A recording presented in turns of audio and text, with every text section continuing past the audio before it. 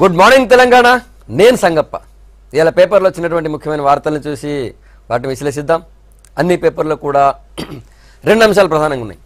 ఒకటి, నిన్న కాంగ్రెస్ పార్టీ ఈ లోక్సభ ఎన్నికలకు సంబంధించి వాళ్ళు రిలీజ్ చేసినటువంటి మేనిఫెస్టో.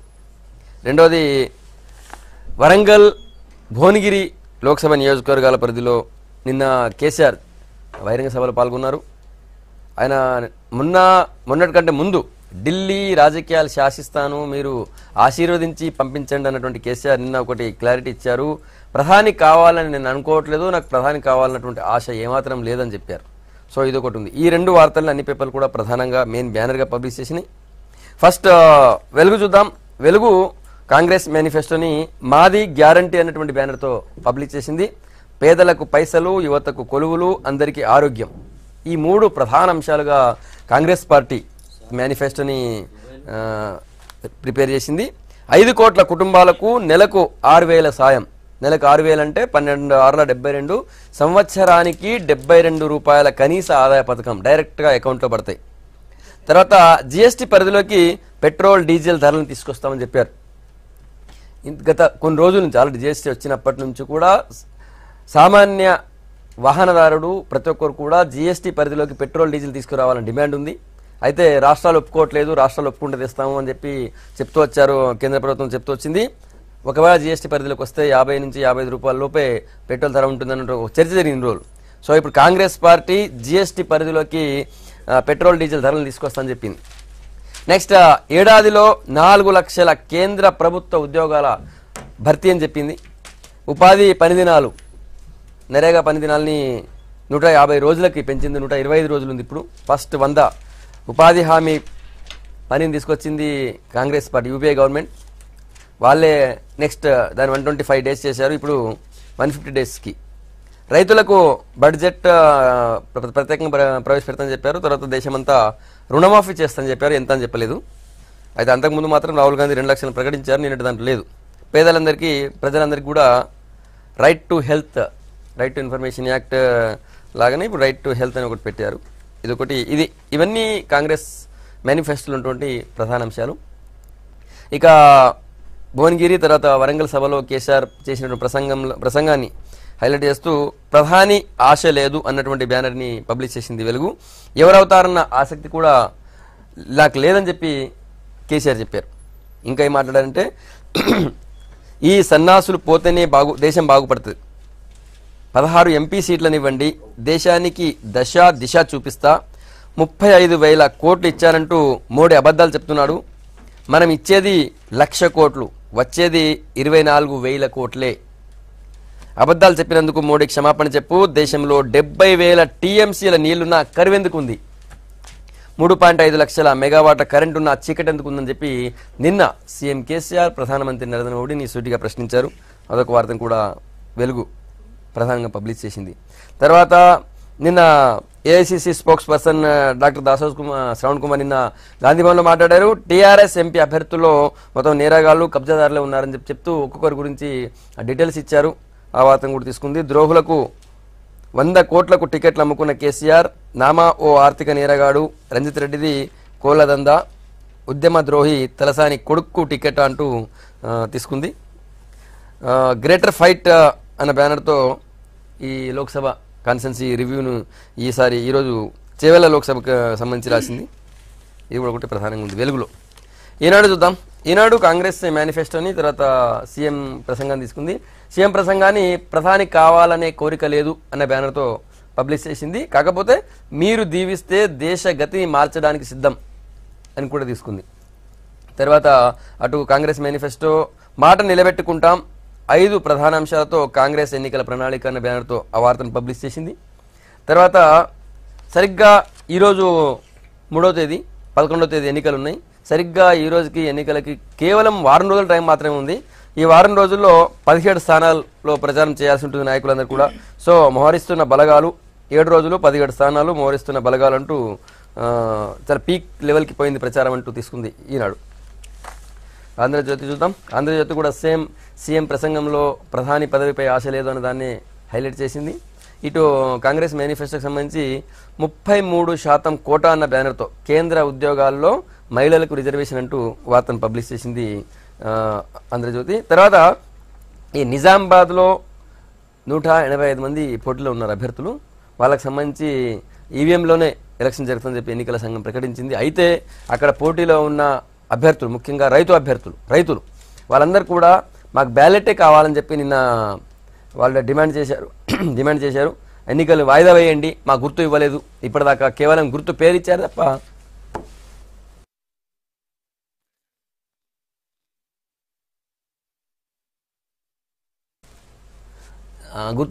తప్ప దాని మీద మాకు ఆ గుర్తు బొమ్మ ఎట్లా ఉంటుందో చెప్పలేదని చెప్పి వాళ్ళు అడుగుతున్నారు. సో వాళ్ళు కోర్టుకు కూడా పోయేటువంటి అవకాశం ఉందన్నట్టుగా ఇది నడుస్తుంది. ఆ వార్తను తీసుకుంది ఆంధ్రజ్యోతి. నమస్తే తెలంగాణ చూద్దాం. నమస్తే తెలంగాణ, మట్టి పనికైనా మనోడే ఉండాలి, బీజేపీ ఎంపీ గెలిచినా కాంగ్రెస్ ఎంపీ గెలిచినా ఢిల్లీకి గులాంలే అని చెప్పి నిన్న కేసీఆర్ చేసినటువంటి ప్రసంగాన్ని ప్రధానంగా హైలైట్ చేస్తూ పబ్లిష్ చేసింది నమస్తే తెలంగాణ. ఇవి ముఖ్యంగా ఉన్నటువంటి వార్తలు.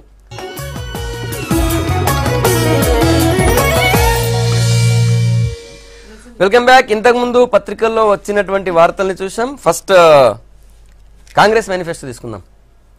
కాంగ్రెస్ మాట నిలబెట్టుకుంటాం, మేం మాట నిలబెట్టుకుంటాం, హమ్ నిభాయింగే అన్నటువంటి ట్యాగ్ లైన్తో నిన్న 54 పేజీల మేనిఫెస్టో రిలీజ్ చేసింది. ఇంతకుముందు ఏమున్నా ఇంతకుముందు చెప్పాను, దాని గురించి మాట్లాడదాం. మనతో బీజేపీ నుంచి మాధవి చౌదరి గారు, కాంగ్రెస్ నుంచి రామచంద్రారెడ్డి గారు, తర్వాత టీఆర్ఎస్ నుంచి ఎంబీసీ చైర్మన్ తాడూరి శ్రీనివాస్ గారు మనతో ఉన్నారు. ముందు బీజేపీ నుంచి స్టార్ట్ చేద్దాం. మాధవ్ చౌదరి గారు, సరే ఇప్పటిదాకా మీ మేనిఫెస్టో పూర్తి స్థాయిలో మీరు ఇక్కడ కూడా చెప్పలేదు కానీ కాంగ్రెస్ వాళ్ళు చెప్పారు, మేము మాట నిలబెట్టుకుంటాం, హమ్ నిభాయింగి అనే దాంతో 33% కోటా, కేంద్ర ఉద్యోగాల్లో 10 లక్షల కొత్త ఉద్యోగాలు, అవన్నీ చెప్పారు. ముఖ్యంగా వాళ్ళు తీసుకొచ్చినటువంటి న్యాయ స్కీమ్ ప్రతి పేదవాడికి జీవన ఏమంటారు దానికి ఆశ కలిగిస్తుందని చెప్పారు. సంగప్ప గారు, ముందు అంటే ఇవాళ ఏదైతే మేనిఫెస్టో వాళ్ళు తీసుకొచ్చారు, మీరు చెప్పిన 54 పేజీల మేనిఫెస్టో తీసుకొచ్చారు, ఓ పక్కన దాన్ని నిలబెట్టుకుంటాం అని మాట్లాడుతున్నప్పుడు ఈ 60 సంవత్సరాలు అంటే 70 సంవత్సరాలు స్వాతంత్రం వచ్చినాక 60 సంవత్సరాలు వాళ్ళు పాలించినాక ఈ 60 సంవత్సరాల్లో వాళ్ళు ఇచ్చిన మేనిఫెస్టోలు ఏది నిలబెట్టుకున్నారో ఒకసారి చెప్తే తర్వాత ఇది నిలబెట్టుకుంటారో లేదో దాని గురించి కూడా చర్చించవచ్చు. ఇవాళ 33% రిజర్వేషన్, విమెన్ రిజర్వేషన్ వస్తే సంతోషిస్తారు. ఇప్పటివరకు ఏ రాజకీయ పార్టీ కూడా తాను ఎన్నికలు ప్రకటించిన మేనిఫెస్టో 100% నిలబెట్టి 100% అని కాదు, నిలబెట్టుకుంటామని చెప్తున్నారు. 100% అని కాదు, నేను చెప్తా ఇవాళ మేము ఇచ్చిన 346 ప్రామిసెస్ లో ఎన్ని మేము కంప్లీట్ చేసాం, ఎన్ని స్టార్ట్ అయినాయి, ఎన్ని పెండింగ్ ఉన్నాయి కూడా నేను చెప్పగలుగుతాను. అయితే నేను అనేది ఒకటి, మోర్ దెన్ దట్, కాదు 346 లో మిగిలింది ఇంకా మీకు 41 మాత్రమే మేము ఇంకా అమలు చేయాల్సినవి.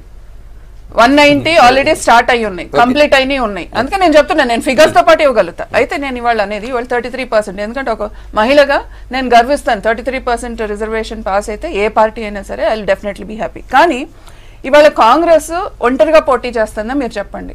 కాంగ్రెస్ ఒంటరిగా పోటీ చేసి ఆయనే ఒక ప్రధానమంత్రి అభ్యర్థి, అన్ని రాష్ట్రాల్లో వాళ్ళు ఒంటరిగా పోటీ చేస్తున్నారా, లేకపోతే గఠబంధన్తో ఫామ్ అయ్యి ఒక ఫ్రంట్ తో వాళ్ళు వెళ్తున్నారా మీరు చెప్పండి.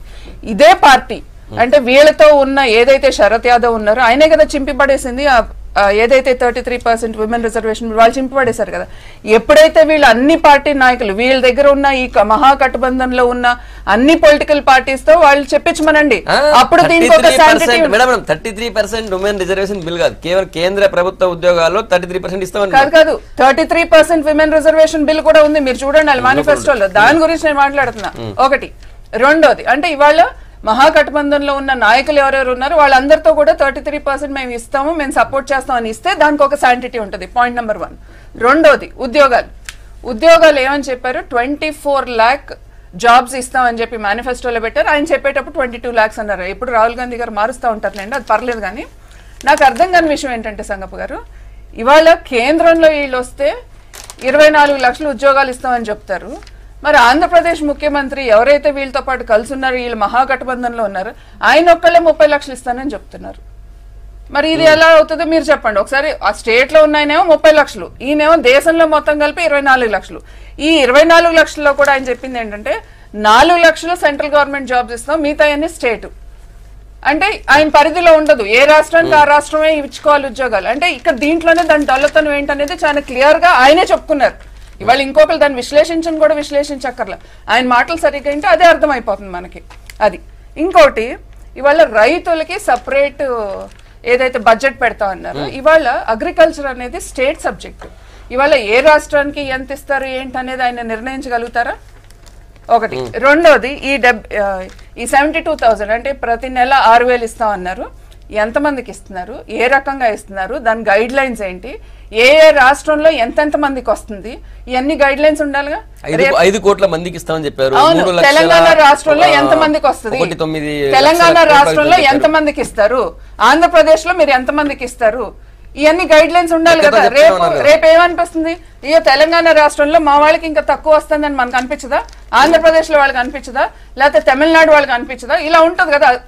సరైన గైడ్ లైన్స్ లేకుండా ఏ రకంగా. ఇంకొకటి హెల్త్ ఏమన్నారు, 3% ఆఫ్ ద జీపీఐ మేము పెడతాము అన్నారు, జీడిపిలో 3% వచ్చిన దాంట్లో 3% పెడతాం అన్నారు. అంటే ఇవాళ వాళ్ళ మేనిఫెస్టో చైర్మన్ ఎవరైతే చిదంబరం గారు ఉన్నారో, ఆయన ప్రవేశపెట్టిన బడ్జెట్ 2013-14 ఆయన ప్రవేశపెట్టిన బడ్జెట్ లో అంతకు ముందున్న హెల్త్ బడ్జెట్ కి 16% తగ్గించి 1.2% మాత్రమే కేటాయించిన చిదంబరం గారు ఇవాళ వాళ్ళ మేనిఫెస్టో కమిటీ చైర్మన్ ఆయన, ఇవాళ వీళ్ళు మాట్లాడతారు 3% చేస్తాం. ఇవాళ ఆల్రెడీ మేము ఇదివరకు 24,000 ఉన్న బడ్జెట్ ని మేము 96,000 crores మేము తీసుకెళ్ళాం. ఇవాళ బడ్జెట్ ని తీసుకెళ్ళిన దాని అంటే ఇవాళ 2.2% ఉంది.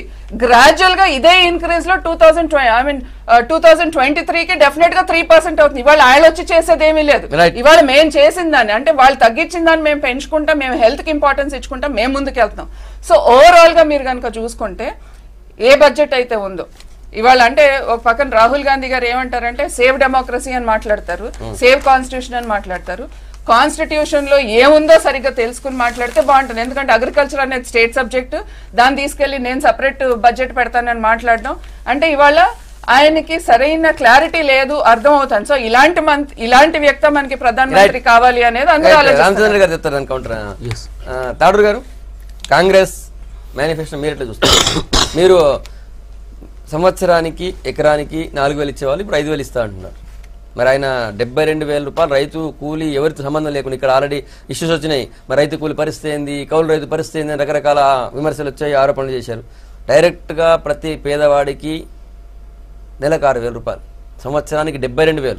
మీరు ఇచ్చేది ఒక ఎకరం 2 ఎకరాలు ఉన్న వాళ్ళకి 5,000 10,000 వస్తే 72,000 ఇస్తా అంటున్నారు. మీ కౌంటర్ కాదా అది? ప్రజలు నమ్మని, ప్రజలు విశ్వసించని నాయకుని మాటలని మనం చర్చకు తీసుకోవడమే అసలు నేను అనుకుంటా 2 లక్షల రూపాయలు సరే మీరు రాహుల్ గాంధీ గారి మాటలు ప్రజలు విశ్వసించినటువంటిది నేను ఎందుకు అంటున్నా అంటే, పోయినసారి 2 లక్షల రూపాయలు రుణమాఫీ చేస్తానని చెప్పారు, వారి మాటలు నమ్మారా ప్రజలు? సో అందుకనే ప్రజలు విశ్వసించని నాయకులను కానీ ప్రజలు విశ్వసించినటువంటి మాటలను కానీ మనం పెద్ద పరిగణలోకి తీసుకోవాల్సినటువంటి అవసరం ఉండాలి అనేది నా భావన. రెండోది, రాహుల్ గాంధీ గారు పరిపాలన యొక్క అనుభవము లేదు, వారు మేనిఫెస్టోలు చెప్పినవన్నీ చేస్తారనే అనుభవం కానీ చేసేటటువంటి పటుత్వం కూడా వారి నాయకత్వంలో ఉందని నేనైతే భావించడం లేదు. రెండోది ఉన్నటువంటిది ఇప్పుడు ఎందుకంటే మొదట్లోనే ఆ రకంగా కనిపించినప్పుడు మనకు ఆ రకంగా ఏమాత్రం లేనటువంటి దాని మీద కాంగ్రెస్ మేనిఫెస్టోలు కనుక నిజంగా సంపూర్ణంగా అమలుపరచబడితే ఈ 70 ఏళ్ల తర్వాత ఈ బీదరికం కానీ గరీబీ హటావో కానీ ఈ నినాదాలు కాంగ్రెస్ పార్టీకి తీసుకునేటటువంటి అవసరం వచ్చేదే కాదు. ఒకవేళ వారి తాతలు, అమ్మమ్మలు, నాయనమ్మలు, అమ్మ అందరూ పరిపాలించిన తర్వాత దశాబ్దాలు పరిపాలించిన తర్వాత ఈరోజు మనకి మళ్ళీ ఇవన్నీ చేయాల్సినటువంటి గురుతర బాధ్యత ఎందుకు పడ్డది అనేది మనం ఆలోచించాలి. ఇవాళ రేపు సంసారం నడిపించేటటువంటి తాతలే ఇంత సంపాదిస్తే కొడుకులు మన్మలో కూర్చొని తినేటటువంటి రాజ్యాలు మనం కుటుంబాలను మనం చూసినాం. తరాలు మారినా తలరాతలు మార్చినటువంటి కాంగ్రెస్ పరిపాలనని మనం ఈరోజు వారు ఇచ్చేటటువంటి మేనిఫెస్టోని ప్రజలు విశ్వసిస్తారా? ఈ భారతదేశ ప్రజలకు అనుభవం లేదా? వీరిని చూడలేదా? ఇదేమైనా కొత్త చరిత్రనా? ఏదైనా కొత్తదనమా? ఇదేమైనా చిగురిస్తున్నటువంటి లేత చిగురుని తిని ఆస్వాదించేటటువంటి ప్రజలకు కనిపిస్తుందా? అందుకనే కాంగ్రెస్ పార్టీ ముదిరిపోయిన ఆకు, రాలిపోయే ఆకు, ఇది చిగురిస్తున్న ఆకు కానే కాదు. అందుకనే ఈరోజు కాంగ్రెస్ పార్టీ ఇవాళ ఏమి చెప్పినా ఈ దేశంలో రాష్ట్రంలో కానీ వారిని ఎవ్వరు కూడా ప్రజలు విశ్వసించట్లేదు. కాంగ్రెస్ పార్టీని ఆల్రెడీ బంగాళాఖాతంలో విసిరేసినాం, అక్కడ తిమింగళాలు తిన్నాయి, ఇక కాంగ్రెస్ పార్టీ అనేది లేని తరాలు మారినా తలరాతను మార్చని పరిస్థితి నెలకొంది అంటే దానికి కాంగ్రెస్ పార్టీ కారణం అంటున్నారు. అంతేనా? పిట్టకథలు చెప్పడంలో టీఆర్ఎస్ అగ్రనాయకత్వం కానీ వారి యొక్క టీఆర్ఎస్ నాయకులు కానీ వాళ్ళు దిట్టలు కాబట్టి వాళ్ళు ఆ విధంగా యాసభాషతో ఏదో ప్రజలను మెస్పరైజ్ చేయడానికి ప్రయత్నం చేస్తారు. అంటే వాళ్ళు మాట్లాడేది గురువింద చందాన్ ఉంది. ఇప్పుడు మాట్లాడేది ఏంటంటే న్యాయ కింద ప్రతి నిరుపేద కూడా ఆకలితో అలమటిస్తుంటే ఆర్థిక అభివృద్ధి సాధించలేడని చెప్పేసి అతనికి కనీస భద్రత ఆహారానికి ఉండాలన్నటువంటి ఉద్దేశంతో ఒక కార్యక్రమాన్ని చేస్తే కనీసం నోట్లోకి ఇంత అన్నం పోతుంటే దానితోనే ఒక ఆలోచన చేసి దాంతో ఎకానమీ డెవలప్ అయ్యే విధంగా తన ఆర్థిక స్వావలంబన వృద్ధి చెందే విధంగా ఆలోచిస్తాడనేటువంటి మహోత్తరమైనటువంటి ఉద్దేశంతో ప్రవేశపెట్టిన కార్యక్రమం అది. తాను పెట్టనీయదు అమ్మ ఇంకొకరు పెట్టనీయదు అన్నట్లు వీళ్ళు మాట్లాడేది చూసినట్లయితే. ఎస్ 72,000 15 లక్షల రూపాయలు ఇస్తారని చెప్పేసి ఎప్పుడు కూడా మేము చెప్పలేదు. 72,000 రూపాయలని నిరుపేద కుటుంబానికి ఇస్తామని చెప్పేసి అన్నాం. 6,000 రూపాయలు తలసరిగా చెప్పినాం. అందులో 20% ఉన్నటువంటి వ్యక్తులు దీనికి అప్లికబుల్ అవుతారు. ఇంకోటి మోరోవర్ ఈ యొక్క మేనిఫెస్టోని ఏదో చాంబర్లలో కూర్చొని తయారు చేసింది కాదు. బయట 151 కన్సల్టేషన్స్ జరిగి ఇండోర్ కన్సల్టేషన్స్ 53 పరిస్థితి ఎందుకు వచ్చింది రామచంద్ర రెడ్డి గారు? మధ్య ఇంటర్ఫియర్ కాకండి ప్లీజ్. మధ్య ఇంటర్ఫియర్ కాదు, డిబేట్ చేద్దాం. డిబేట్ కాదు, మధ్య ఇంటర్ఫియర్ కాదు. ఇంత ఇయాల్సిన పరిస్థితి మధ్య ఇంటర్ఫియర్ కాదు ప్లీజ్. మధ్య ఇంటర్ఫియర్ ఇంత రిక్వైర్మెంట్ మధ్య ఇంటర్ఫియర్ కాదు అంటున్నా. మధ్య డోంట్ ఇంటర్ఫియర్. సప్లిమెంటరీ ప్రశ్న అడిగిన సమాధానం చెప్తాను. ఈ విధంగా ఉన్నప్పుడు ఈ రోజు ప్రతి ఒక్క నిరుపేద కుటుంబానికి కూడా డైరెక్ట్గా వాళ్ళ ఖాతాల్లో డబ్బులు పట్టే విధంగా ఒక ప్రణాళిక రచిస్తే తప్పండి అది. అదేవిధంగా 2 కోట్ల ఉద్యోగాలు ఇస్తానని అనలేదని రాహుల్ గాంధీ గారు చెప్పిండ్రు. మనం 24 లక్షల ఉద్యోగాలు, సరే ఆయన పొరపాటున 22 ఓరల్గా చెప్పిండేమో కానీ రిటర్న్ ప్రివేల్స్ కాబట్టి మేనిఫెస్టోలో రాసినది ప్రివేల్స్ కాబట్టి 24,000 లక్షల ఉద్యోగాలని 2020 కల్లా మేము ఫిల్ చేస్తామన్నాడు. అదేవిధంగా 10 లక్షల ఉద్యోగాలని గ్రామ పంచాయతీ స్థాయిలలో మేము నింపుతామన్నాడు.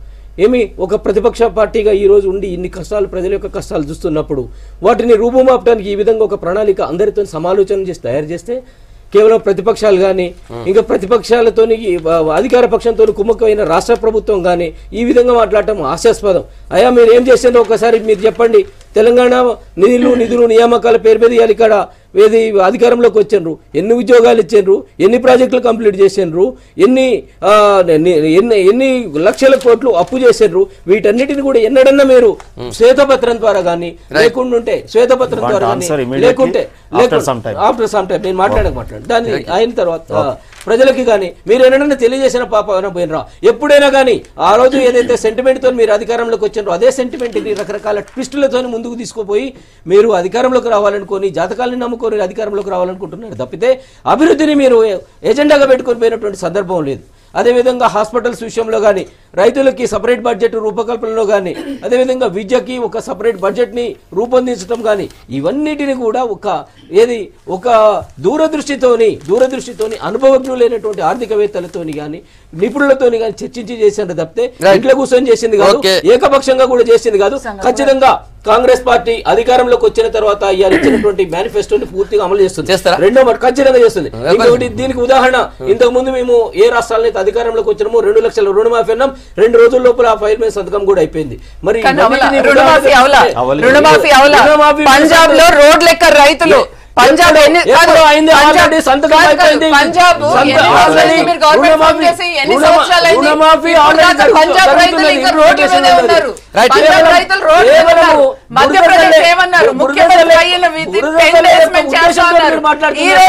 మధ్యప్రదేశ్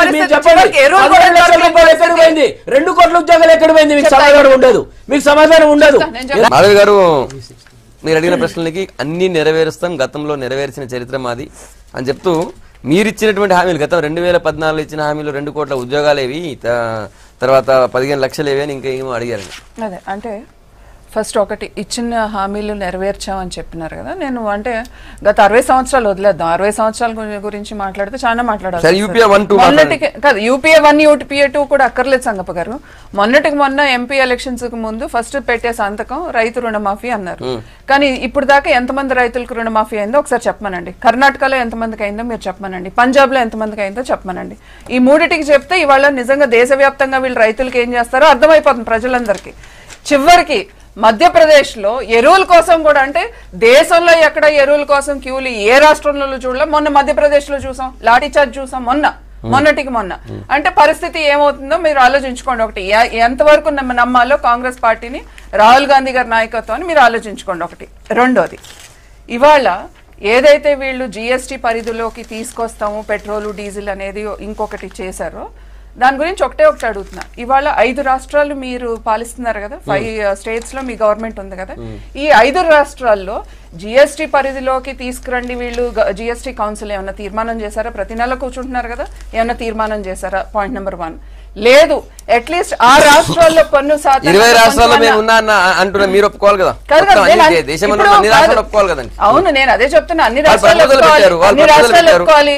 మీరు దానికి ఒక అడుగు ముందుకేసి మీరు చేస్తామన్నప్పుడు మీరు ఆ రాష్ట్రాల్లో మీరేమన్నా ఒక అడుగు ముందుకేసి మీరేమన్నా తీర్మానం చేశారా అని అడుగుతున్నా. ఒకటి. రెండోది, లేదు తీర్మానం కాదు, అట్లీస్ట్ మేము ట్యాక్సులు తగ్గించేస్తున్నాము, మా స్టేట్ ట్యాక్సెస్ అన్న తగ్గిస్తున్నాం అని ఏదన్నా చెప్పారా?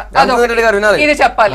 ఇంకొకటి, మేము 15 లక్షలు అకౌంట్ లోకి వేస్తాము అని చెప్పారు, మేము ఎప్పుడు ఆ మాట అనలేదు. అంటే కనుక మీరు రికార్డ్ చూపించండి. అయినా కూడా ఇవాళ దేశంలో బాత్రూములు లేని మహిళలకి ఇళ్లకి బాత్రూమ్లు వచ్చినాయి అంటే మా అకౌంట్ లో 15 లక్షలు వచ్చినట్టే.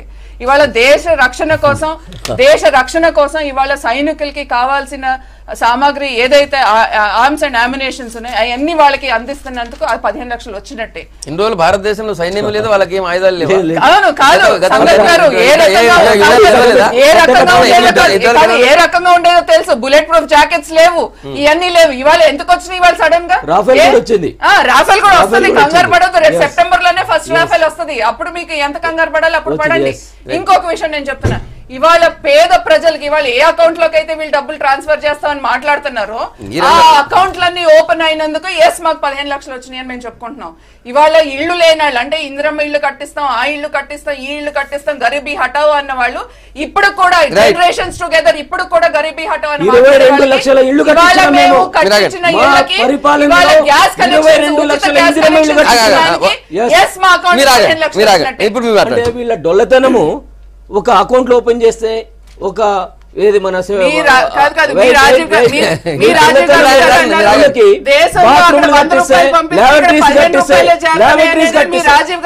నిజాయితీతో చెప్పి దానికి ఆల్టర్నేటివ్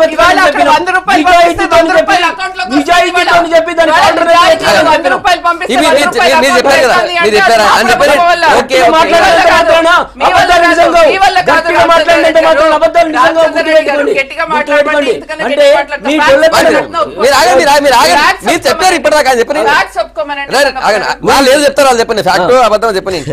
వీళ్ళు అకౌంట్ ఓపెన్ చేస్తే 15 లక్షలు వచ్చినట్లేనని ఫీల్ అవుతున్నారంట. ఏమో మాధవి చౌదరి గారు ఫీల్ కావచ్చు, ఎందుకంటే ఆమె బీజేపీ కార్యకర్త నాయకురాలు కాబట్టి ఫీల్ కావచ్చు. కానీ సామాన్య మహిళలు కానీ సామాన్య ప్రజానికం కానీ ఎట్లా కాదు 15 లక్షల రూపాయలు వస్తాయని చెప్పి ఆశపడి అకౌంట్లు ఓపెన్ చేస్తే చిట్ట చివరికి శృంగభంగం అయిపోయింది, మోసం చేసిందని గ్రహించి ఈ రోజు మోడీకి ఉన్నటువంటి క్రెడిబిలిటీ ఏందనేది తెలుస్తున్నది. మేమట్లా కాకుండా ఆచరణ సాధ్యంగానే హామీలో జరిగిపోలేదు. 15 లక్షలు ఎవరు లేకపోతాం, 20% ఉన్నటువంటి నిరుపేదలకి 6,000 రూపాయల చొప్పున సంవత్సరానికి 70,000 రూపాయలు డైరెక్ట్ అకౌంట్ లోకి పడితే అన్న దాంట్లో అతిశయోక్తి లేదు. అవునా కాదు? అతిశయోక్తి ఏ విధంగా ఉంటుంది? 15 లక్షలని మేము ప్రామిస్ చేయలే. మరి అటువంటి ఆచరణ సాధ్యమైన హామీలు ఇస్తుంటే ప్రతిపక్షమైనప్పటికీ కూడా మమ్మల్ని అప్రిషియేట్ చేయాల్సింది పోయి ఈ రోజు ఈ విధంగా మాట్లాడుతున్నారు. ఇవాళ దేశాన్ని కుదిపింది సుప్రీంకోర్టులో కూడా ఏ మాత్రం కూడా సంశయించకుండా మా దగ్గర ఆ డాక్యుమెంట్స్ దొంగలెత్తుకపోయినరు, అవన్నీ డిస్క్లోజ్ చేయడానికి వీల్లేదని చెప్పేసి రాఫెల్ దాంట్లో అఫిడవిట్ వేసినటువంటి మీరు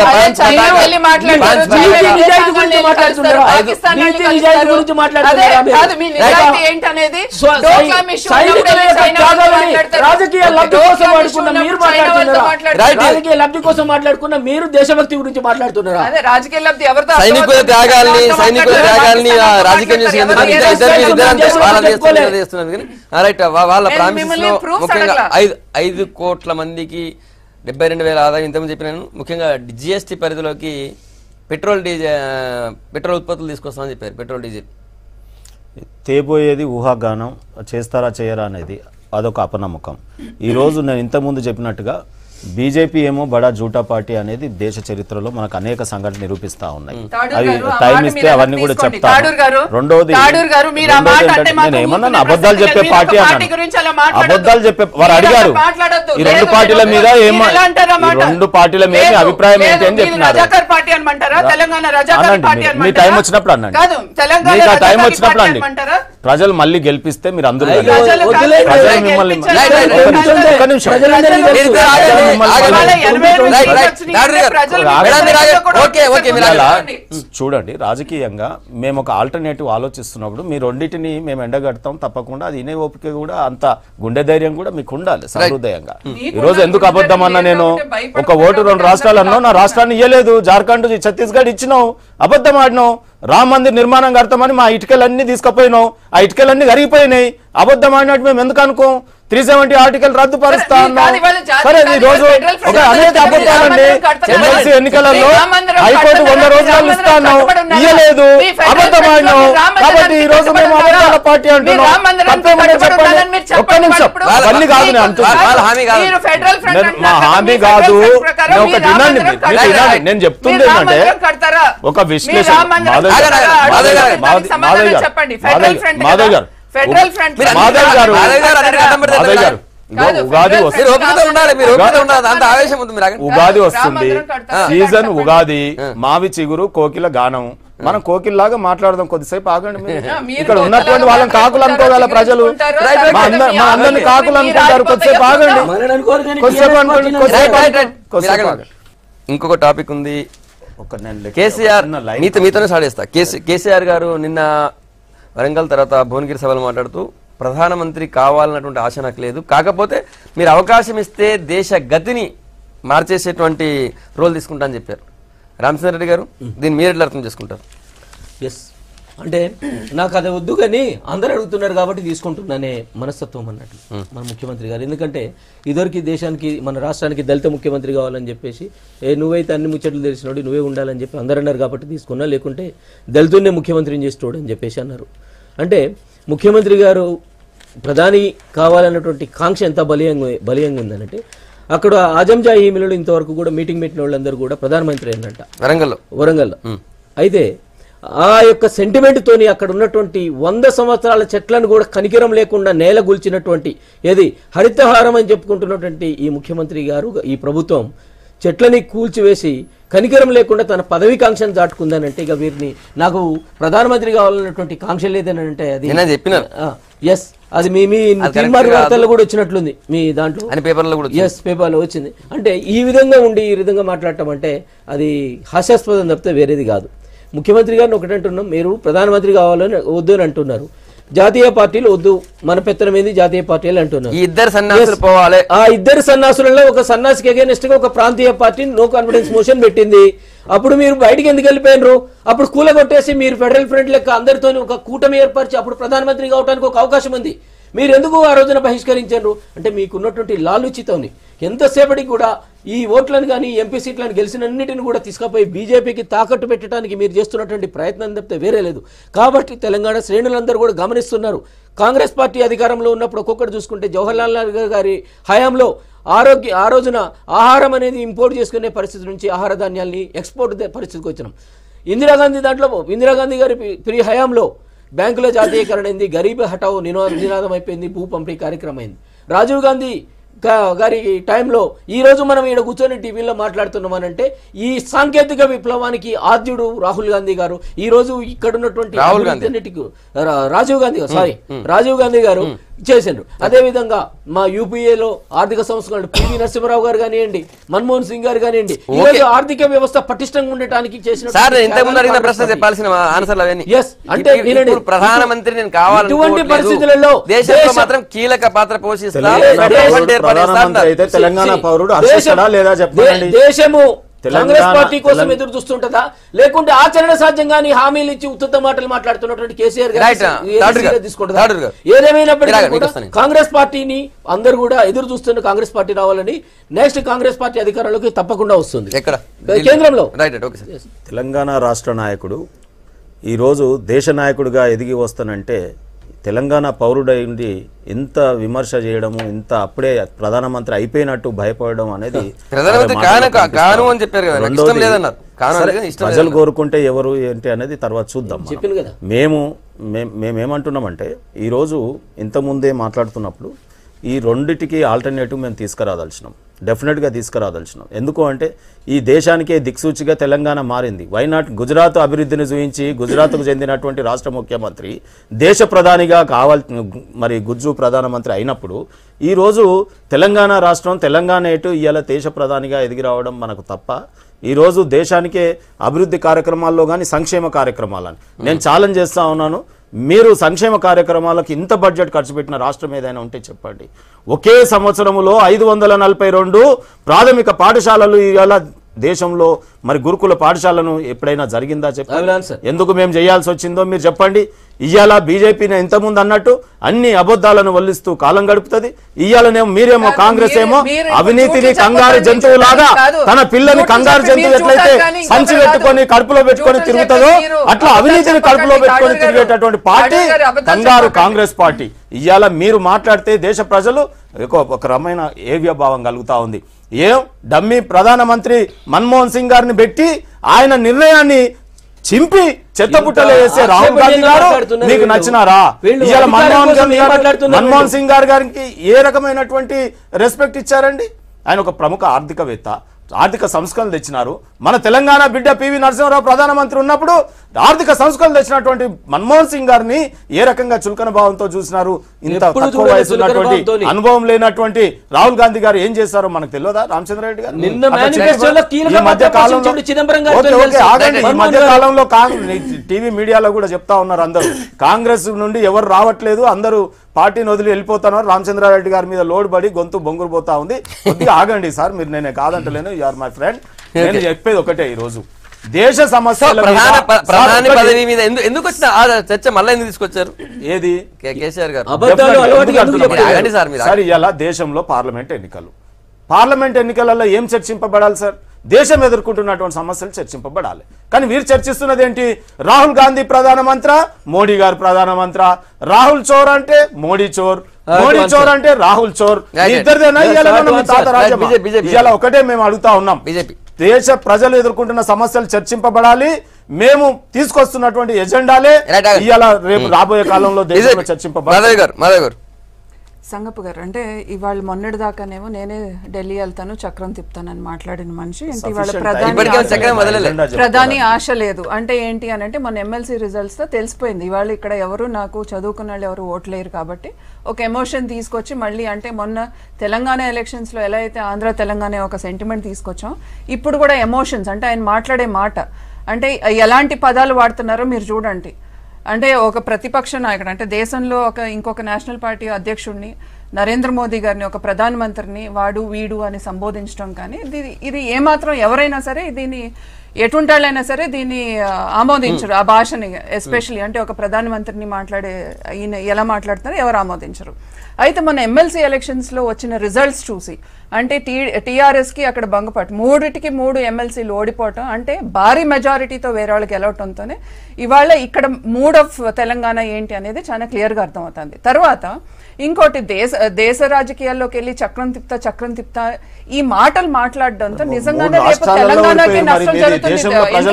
మాట్లాడంటే ఇవాళ ఎప్పుడైనా సరే కేంద్రంలో ఏ ప్రభుత్వం ఉన్నా ఆ ప్రభుత్వంతో ఒక ఫెడరల్ ఉండాలి. అంతేగాని నేను అనేది ఏంటంటే ఇవాళ దేశంలో మీరు కావాలంటే మీరు వెళ్ళి ఫెడరల్ ఫ్రంట్ పెట్టుకోండి, కాదని అట్లా ఎంఐఎం ఆల్రెడీ మీరు పొత్తులో ఉన్నారు కాబట్టి వెళ్ళి ఇంకొక చోట పోటీ చేయండి. ఎవరు వద్దన్నారు? ఇవాళ కేసీఆర్ గారు వెళ్ళి ఎంపీగా పోటీ చేయొచ్చు, ఎక్కడి నుంచి అయినా. ఇవాళ ఇక్కడ నుంచి కాకపోయినా ఇంకా ఎక్కడి నుంచి అయినా పోటీ చేయొచ్చు, ఎవరు కాదన్నట్టు చెప్పారు.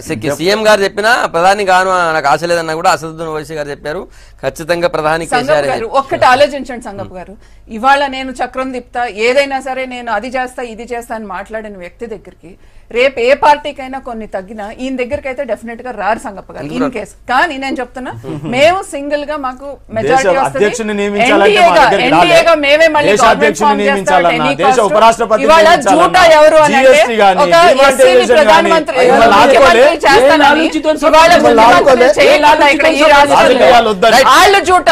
ఎవరైతే డబుల్ బెడ్రూమ్ ఇల్లు కట్టకుండా నేను ఓట్లు అడగనన్న మనిషి ఆళ్ళు జూట. ఇల్లు రాకుండా నేను నీళ్లు రాకుండా నేను ఓట్లు అడగను, అసలు ఎలక్షన్ కి వెళ్ళినన్న మనిషి ఆళ్ళు జూట. అసలు జూటా పార్టీ ఎవరు, జూటా మనిషి ఎవరు అనేది తెలంగాణ ప్రజలకు డబుల్ బెడ్రూమ్ కడుతున్నారు. మీ ఇంటికి కూతవేటు దూరంలో పోదాం పదండి, సాయిరామ్ నగర్ లో ఎన్ని కడుతున్నాం, ఆల్రెడీ ఎర్రగుంట బస్తీలో ఎన్ని ఇచ్చినాం, ఎన్ని వేల ఇల్లు ఇచ్చినాం. మన నియోజకవర్గంలో మనం నివసిస్తున్నటువంటి ప్రాంతాల్లో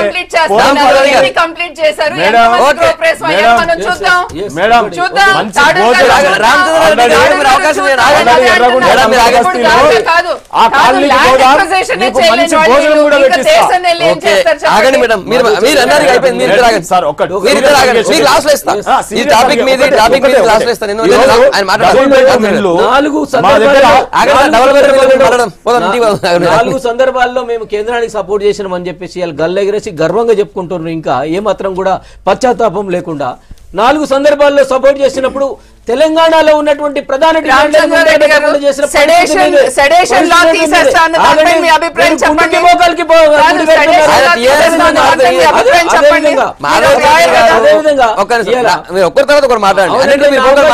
మాట్లాడితే నేనేం చేయాలి? మీకేం ప్రాబ్లం? నా గురించి నేను ఇక్కడ మాట్లాడుతున్నా దాని గురించి ఈ విధంగా మాట్లాడుతున్నటువంటి వీళ్ళు ఇంకా గర్వంగా 4 సందర్భాలు చేసిన మోడీ నా దగ్గరకు వచ్చినట్టు వస్తాడు. మీ రహస్య మిత్రుడు కాబట్టి మీ దగ్గరకు వస్తాడు. మీకు తెలంగాణ మీద చిత్తశుద్ధి ఉంటే అయ్యాల ఈ డిమాండ్లను ముందర పెట్టేసి మీరు మాట్లాడేటోళ్ళు మీరు మాట్లాడలే. ఇవాళ కూడా ఇది ఒక డ్రామా నడిపిస్తున్నారు కానీ వేరేది కాదు. కానీ కాంగ్రెస్ పార్టీ దేశం గురించి పట్టించుకోవట్లేదు అంటున్నారు. ఈ రోజు మీరు సంవత్సరానికి బీజేపీ వాళ్ళు 6,000 ఇస్తున్న దాన్ని 72,000 చేసి నెలకి 6,000 రూపాయలు ఇచ్చింది దేశ సమస్య కాదా? ఆరోగ్యం దేశ సమస్య కాదా? వైద్యం దేశ సమస్య కాదా? రైతులకి ప్రత్యేక బడ్జెట్ దేశ సమస్య కదా? ఇవన్నీ దేశ సమస్యలకు కనపడవు. దేశ సమస్యలు ఏ కనపడతాయి అంటే సెక్రటేరియట్ కి సంబంధం లేని విషయాలు, పార్టీ అంతర్గత విషయాలు దేశ సమస్య తప్పితే ఇవి దేశ సమస్య కాదు. ఈ విధంగా మాట్లాడి రాష్ట్రంలో ఇక్కడ తెలంగాణ నాశనం చేస్తుంది, కేంద్రంలో ఏం సాధించలేక దేశం కేంద్ర స్థాయిలో చేస్తుంది. ఆరోపణల వాస్తవాలు మీ ముందు పెడతాను. తృతీయ ఫ్రంట్ మీకు ఎప్పుడైతే 1996లో ఉందో మన దేశ జీడిపి 7.3.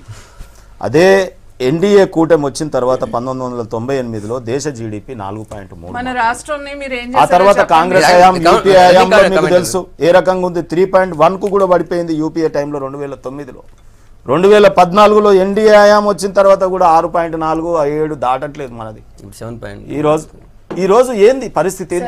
ఇవాళ 1,10,00,000 ఉద్యోగాలు జీఎస్టీ వీళ్ళు తెచ్చినందుకు పడిపోయినాయే. డిమానిటైజేషన్ నోట్ల రద్దు తెచ్చినందుకు పడిపోయినాయే. రోడ్ల మీద బండిల మీద అమ్ముకునే నిత్యం అనార్గనైజ్డ్ సెక్టర్ అంతా ఛిద్రం అయిపోయింది. ఎందుకా? సంగప్పన టైం చాలా తక్కువ ఇచ్చారండి. ఇక్కడ రాష్ట్రంలో చర్చ ఒక తెలుగు ఛానల్లో ఈ రోజు నేను ఒకటే చెప్తా ఉన్నాను. డెఫినెట్ గా ఆల్టర్నేటివ్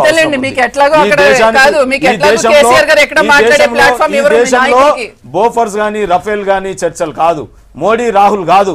ఇవాళ దేశంలోని నీటి వనరుల మీద చర్చ జరగాలి, దేశ రవాణా రంగం మీద చర్చ జరగాలి, దేశ విద్యుత్ మీద జరగాలి, ఇవాళ వ్యవసాయ రంగం మీద జరగాలి. ఇటువంటి వాటి సమస్యలు మేము ఎజెండాగా తీసుకొని పోతా ఉన్నాం. కాబట్టి తప్పకుండా దేశంలో టీఆర్ఎస్ పార్టీ తీసుకొచ్చిన ఎజెండా రేపు చర్చింపబడుతుంది. వివేకులు గాని ఎందుకు పక్కన పెట్టింది చెప్పండి? తృణప్రాయంగా మంత్రి పదవిని వదిలిపెట్టిన కోమటిరెడ్డి వెంకటరెడ్డి మీద ఆ మాటలు ఎందుకు మాట్లాడుతున్నారు? కాంగ్రెస్ లిస్ట్ చెప్పాలా? తెలంగాణకి ద్రోహం తలపెట్టే విధంగా ఉంటది. సంగప్ప గారు, ఇవాళ టీఆర్ఎస్ ఎక్కడో దాకా అక్కర్లా. ఇవాళ చేవెళ్ళ, మల్కాజిగిరి, సికింద్రాబాద్ ఈ ఎంపీ టికెట్స్ చూస్తేనే ఎవరికి ఇచ్చారు? తెలంగాణ ద్రోహులకి ఇచ్చారా, తెలంగాణ ఉద్యమంలో పార్టిసిపేట్ చేసిన వాళ్ళకి ఇచ్చారా అర్థమవుతుంది.